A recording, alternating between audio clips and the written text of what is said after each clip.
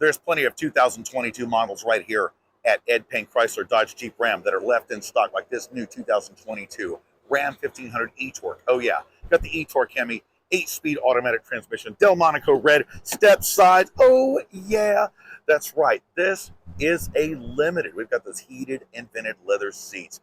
We've got the big panoramic sunroof. We've got the nav on the big screen. We've got all sorts of driver controls, especially that trailer brake controller. It is 4-wheel drive. This thing is capable. It is comfortable. Second row, whole lot of room back here.